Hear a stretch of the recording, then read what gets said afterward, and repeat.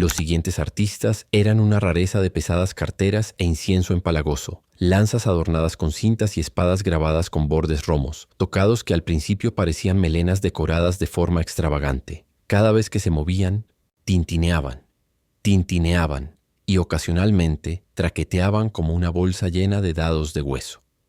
Narset los observaba con interés mientras se preparaban en lo que parecía un escenario en la bulliciosa taberna. El edificio, que a menudo era la primera o última parada para cualquiera que viniera o se aventurara a la ruta de la sal, se alzaba en las afueras del pueblo pesquero que rodeaba el monasterio del lago Dirgur. En años anteriores había sido un establecimiento mucho más pequeño, regentado por una anciana monja que había renunciado a sus votos por un escandaloso tríptico de maridos, una casa de té con ambiciones. Pero lo que una vez fue un goteo de clientes se convirtió en un diluvio implacable, y los propietarios se vieron obligados a expandirse. Narset sospechaba que pronto habría más obras de renovación.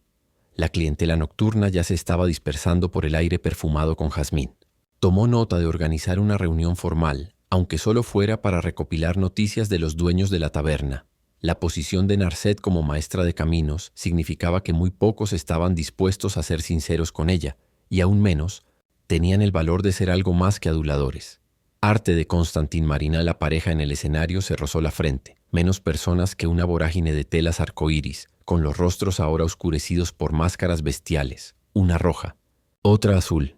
¿Cuándo se las pusieron?, se preguntó Narset. Se sentó lo suficientemente cerca como para oír a los dos reírse entre dientes en un dialecto que les resultaba familiar.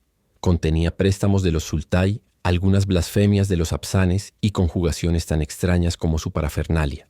Narset ansiaba preguntarles de qué provincia provenían y por qué su gramática era tan elástica, si las idiosincrasias de su habla eran propias de su pueblo natal o fruto de una vida de viajes, o si era algo peculiar de ellos y solo de ellos. Había oído apócrifos sobre cómo los gemelos desarrollaron su propio lenguaje y ciertamente los dos podían pasar por tales. Tenían la misma complexión, la misma sonrisa torcida, la misma manera de inclinar la cabeza, como dos zorros compartiendo secretos. Después del espectáculo, se dijo Narset, probablemente sería una metedura de pata terrible si los interrumpía en medio de su actuación.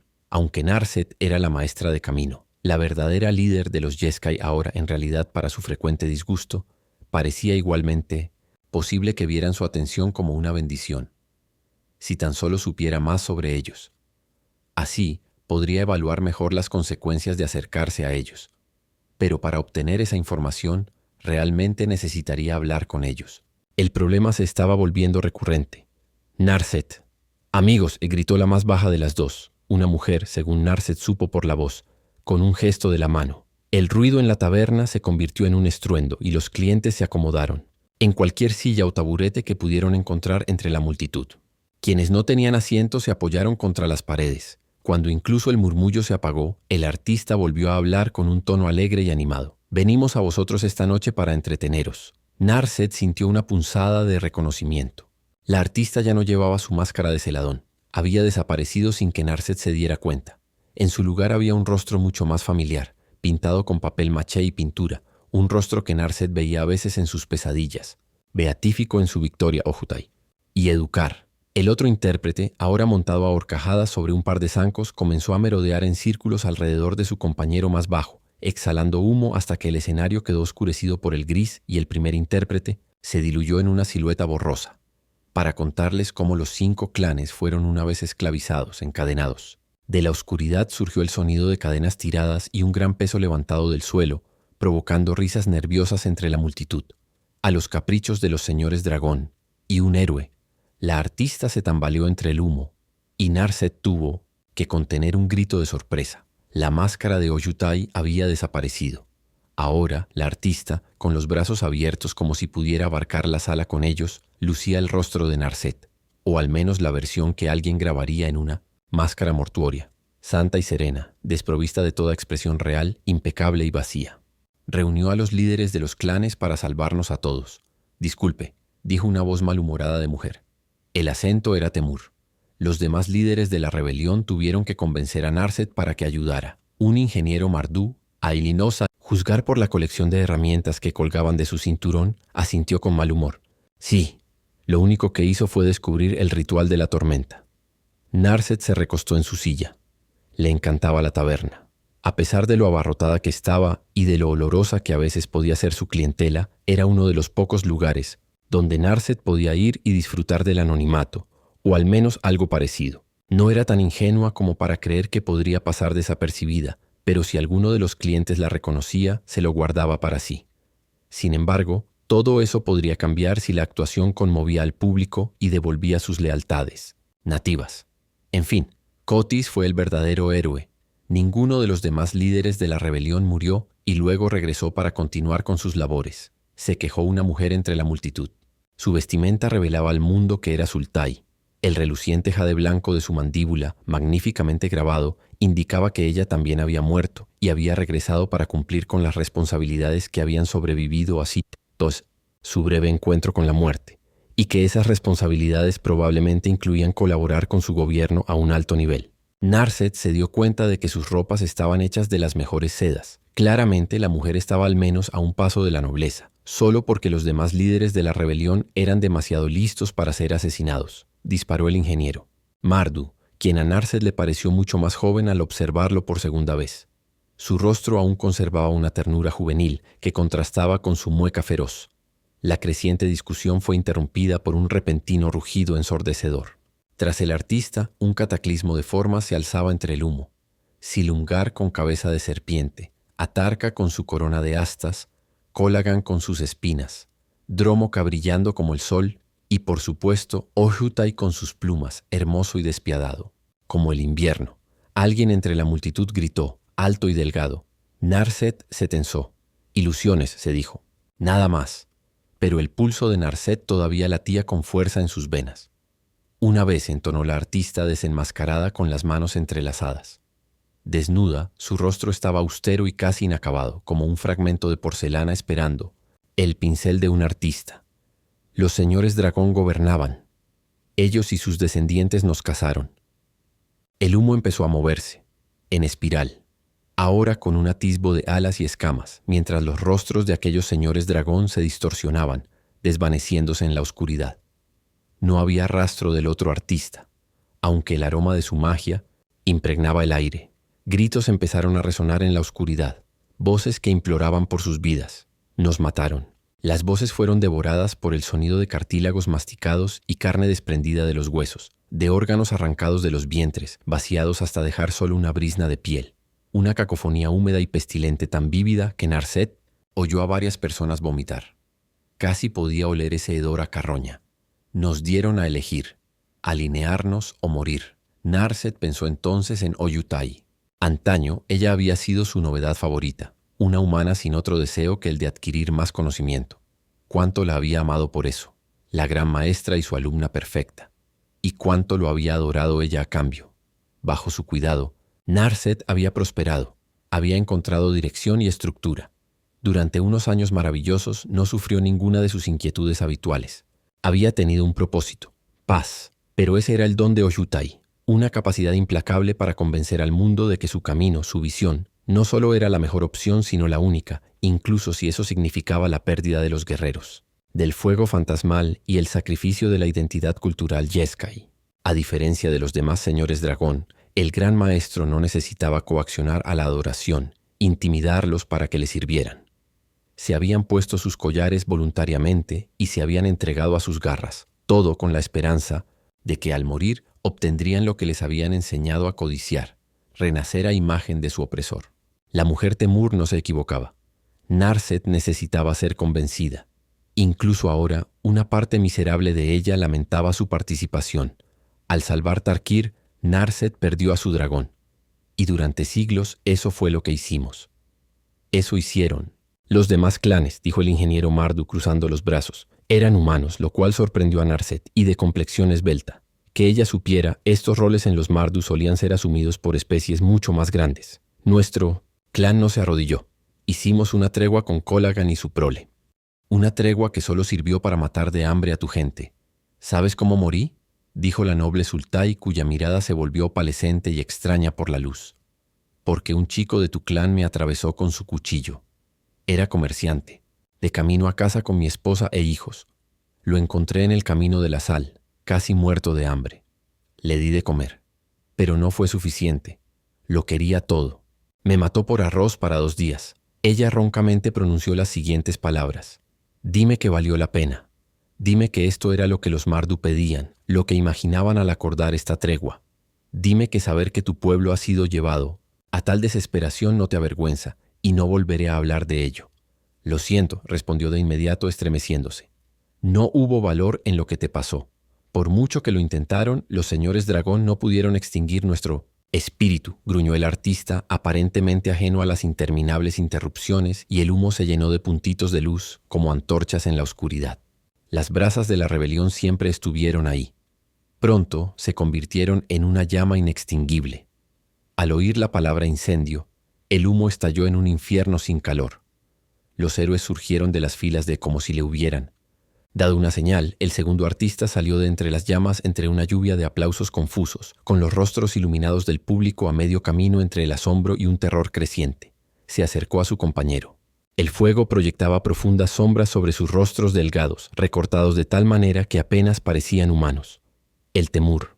Ambos intérpretes alzaron sus manos derechas al unísono y las bajaron sobre sus respectivos rostros, como un hacha que se estrella contra la garganta de una pesadilla. Para cuando sus manos volvieron a posarse a sus costados, estaban de nuevo enmascarados, esta vez con las imágenes de Eshki Garradragón y Alniul, la 2 veces susurrante, la que se alzó para liderar la rebelión Temur y la que predijo su victoria. La Mardu, dijo la artista femenina, y entre un parpadeo y otro, pasó de llevar la apariencia de Eshki a llevar el rostro de Surgo Stormrender. La Apsan, dijo su oponente mientras avanzaba sigilosamente. Con un tic de hombros y una brusca inclinación de cabeza, con la mano cubriendo su rostro, pasó de parecerse a Surgo Stormrender a adoptar el rostro orgulloso de Felotar. El Sultai, dijo su compañero con un tono claro y ligero de tenor, sin amortiguar su voz a pesar de que ahora lucía una recreación perfecta del rostro de Cotis. Narset empezaba a comprender cómo la pareja lograba sus cambios de máscara. Tenía algo que ver con los intrincados tocados que llevaban. Enormes estructuras de piel blanca y terciopelo negro, bordados de cobre y volutas esmeralda, y plumas colgantes de un tamaño inverosímil.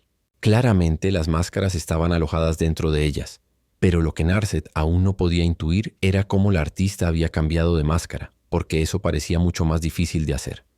«Y el Jeskai», dijo su compañero. Narset hizo una mueca.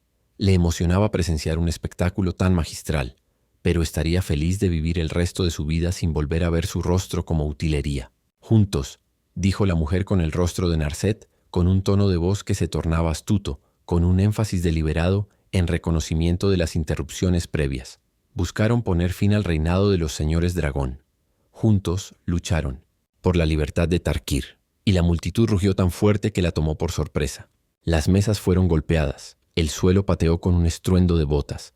Narset se resistió a taparse los oídos con las manos. Era demasiado y demasiado ruidoso. Podía sentir el ruido en los huesos. El pánico la recorrió. Antes, la taberna solo se había sentido apretada, pero ahora era como si no hubiera distancia entre ella y los demás clientes. Y si no se iba ahora, nunca lo haría. Quedaría atrapada para siempre en esta avalancha de voces. Se tocó los pulgares correspondientes con los dedos de cada mano, contando en voz baja.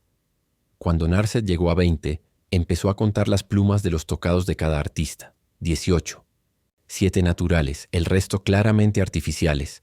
Y las herramientas, 14 en total, que colgaban de los cinturones de los ingenieros Mardu. Luego contó a la clientela de la taberna por edad, clan, supuesto género y cualquier otra categoría que se le ocurriera. Tras unos instantes el pánico se aflojó, lo suficiente como para que Narset pudiera respirar de nuevo. Lucharon para que su gente ya no fuera presa, bramó la artista, y mientras hablaba el aire resonó con el estruendo de la batalla. Su voz se elevó hasta convertirse en un trueno inhumano y retumbante. Una luz azul la envolvió como una llama. Para que sus tradiciones fueran protegidas, su pasado no devorado, sus vidas solo suyas. Aunque se enfrentaron a los mismísimos señores dragón, no flaquearon. Su contraparte dobló los dedos y la luz se consolidó formando un diorama flotante, rodeando el aire sobre su cabeza como un halo. Aunque de un azul celeste y ligeramente transparente, era claramente el crisol del dragón espíritu, donde Narset y sus aliados se habían reunido para cambiar el destino de su mundo. Narset, dijo el intérprete, junto con el sabio Alniul, había descubierto un hechizo antiguo quizás tan antiguo como el mismísimo multiverso. El ritual Storm Nexus, la memoria se impuso a la insoportable percepción de Narset sobre la multitud. Había sido una apuesta arriesgada. No tenían ni idea de qué haría el ritual. Si la situación no hubiera sido tan desesperada, si hubiera estado sola y sin la convicción inquebrantable de Alniul, si los dragones no se hubieran acercado, furiosos de que una simple carne intentara una sublevación, Narset podría haber devuelto el decrépito pergamino que contenía el ritual a su estuche y no haberle dado más vueltas. Pero estaban desesperados, y el ritual Nexo de la Tormenta prometía invocar la esencia misma de Tarkir. Si hubiera fallado, Narset enterró el resto del pensamiento. Allí, en el crisol, los líderes de la rebelión lanzaron el hechizo y se formó una gigantesca tormenta de dragones, más grande que cualquier otra que Tarkir hubiera visto. En forma distante, Narset se preguntó si los intérpretes tomaban en cuenta los comentarios. Los superlativos, si bien claramente estaban ahí para crear drama, parecían innecesarios. Y de ella emergió. Las ilusiones se agrietaron como hielo, estrías dentadas serpenteando a través de la imagen del crisol, astillándose. Los fragmentos se dispersaron y mientras Narset observaba, perdieron su forma, adquiriendo otras. Los dragones espirituales. Arte de Liiga Smilshkalne. Mientras versiones ilusorias de los dragones espirituales, miniaturizados para encajar en la taberna, casi adorables, sobrevolaban, Narset pensó en cómo eran la encarnación no solo de las mayores esperanzas de sus respectivos clanes, sino también de los rasgos que los salvarían. Observó cómo los pocos absanos presentes, con rostros atormentados por el recuerdo, se inclinaban ante los simulacros de Vetor, recordando las historias de cómo Dromoka había exigido a los absanos que repudiaran a sus muertos venerados. La señora dragón había tildado de antinatural su culto ancestral y les había hecho elegir entre su pasado y la supervivencia de su presente. Vetor, brillante como el sol del desierto, existía desafiando esos edictos, los espíritus perdidos de los absanos reunidos en una forma singular. Al mirar a la mujer Sultai, Narset vio el brillo de las lágrimas en sus ojos. Tebal, justo e implacablemente imparcial, debió de ser un alivio tras siglos de vivir bajo el dominio de Silumgar. Durante años los Sultai tuvieron que inventar nuevos ritos y festivales, con la esperanza de distraer a su opresor del aburrimiento y la paranoia sin fin, y así evitar su aniquilación un poco más. Lo mismo ocurrió con los Mardu y los Temur. Colagan los había dividido, y Nerif ahora los unía, defendiendo la fuerza del colectivo. Atarca se abrió paso a través de los susurradores de los Temur, reduciendo al clan a una manada de cazadores. Quedaron reducidos a herramientas, despojados de su humanidad. Su único propósito era alimentar a Atarca y a su prole, y según los rumores, ella y su prole sentían una predilección particular por los Temur. Pero los Ureni, los celosos Ureni, no permitirían que nada les sucediera a los Temur, ni ahora, ni nunca.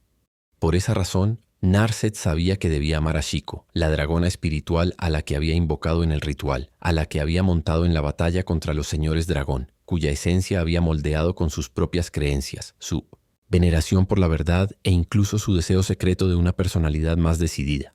Pero no la amaba. En realidad no. No como había amado a Oyutai, quien siempre había sido bueno con ella. Respetaba a Shiko. Confiaba en la dragona espiritual. Si Narset moría, sabía que Shiko seguiría brindando excelentes consejos a quien la sucediera. Su clan estaba a salvo ahora y permanecería a salvo bajo el cuidado de Shiko. Pero no amaba a Shiko, no con esas alas suyas, como tantos pergaminos desplegándose en el aire, un recordatorio del papel de Narset en el fin del mundo que conocía. Los líderes de su rebelión saltaron sobre sus dragones. «Espera», volvió la voz del Temur. «¿Cómo supieron cuál era su dragón?» «Pensé», dijo el joven Mardu un poco tembloroso. «Los dragones elegían a los líderes, a los que querían estar atados». «¿En serio?» «Me enseñaron que los dragones espirituales necesitaban un trozo del alma de los líderes de los clanes para», empezó a decir un anciano absano que había guardado silencio hasta entonces. «Eso no es lo que yo», dijo un bonito monje Jeskai a quien Narset casi reconoció. Propaganda Jeskai. La batalla crucial obviamente fue liderada por. Mi padre estaba presente, así que él. Estás equivocado. De hecho, mamá, quiero ver el espectáculo. Haz que paren. Discusiones a gritos se desataron en la taberna, mientras los clientes defendían con alegría sus propios apócrifos.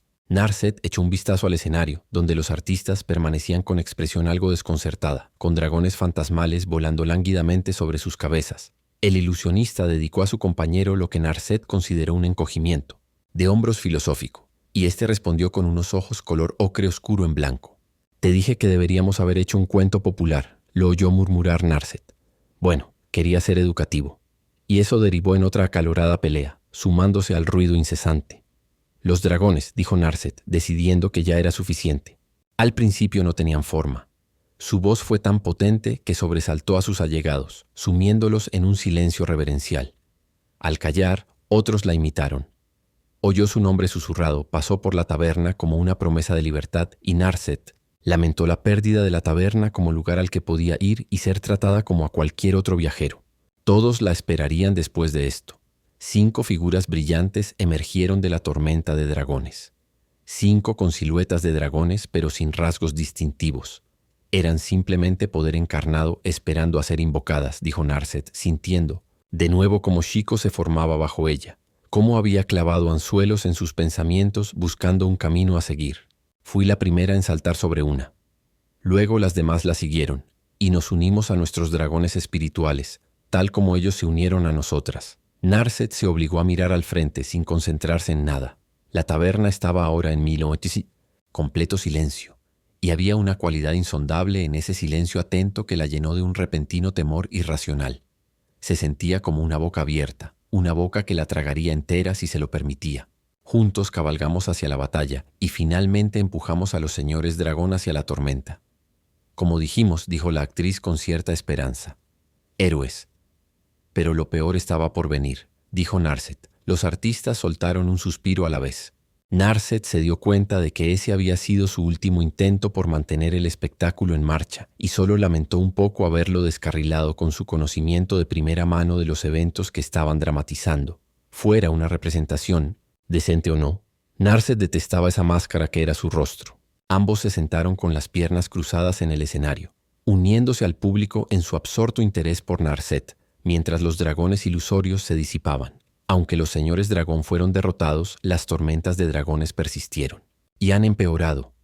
Arte de Andrew Maroon, murmullo bajo, se deslizó por la taberna. Se han vuelto tan fuertes que pueden transformar la tierra misma. Ahora hay lugares donde nadie puede ir, y mucho menos vivir. Por no hablar de los dragones salvajes que han surgido. Estos nuevos dragones son bestias intratables. He oído informes. Narset podría haber continuado con su letanía de horrores observados, la lista de informes que había recibido y catalogado a lo largo de los meses, cada uno más terrible que el anterior. Incluso podría haberles contado la culpa que la agobiaba, el temor persistente de haber cambiado un mal por otro peor, de no ser por las puertas de la taberna que se abrieron de golpe. Una figura se recortaba contra la luz de los faroles, con los brazos abiertos. Quienquiera que fuera, había estado corriendo a toda velocidad. Su cuerpo se estremecía con respiraciones jadeantes. «¡Camino!», bramó el recién llegado. «¿Camino? ¿Dónde estás?» «No, ella nunca podría regresar aquí nuevamente. Lástima». «Aquí tienes», dijo Narset levantando un brazo de mala gana. La figura se reveló rápidamente como un hombre de rostro suave con un bigote prodigioso mientras tropezaba por la taberna. «Alguien ha llegado. Solicita audiencia, maestro de camino». «Ella. ¿De quién estás hablando?» «Una mujer», jadeó postrándose ante ella. Narset se estremeció al ver sus genuflexiones. No le gustaba la idea de que le tuviera miedo. «Creo que al menos es una mujer». «No. Tranquilízate, por favor. Todo estará bien», dijo Narset agachándose para recogerlo del suelo, poniéndole las manos sobre los hombros para apoyarlo. «Tiene alas, mi Khan, y ojos brillantes. Nunca la había visto». «Se llama Elspeth», dijo Narset en voz muy baja. «Y si ha venido a buscarme a Tarkir, algo terrible debe haber sucedido».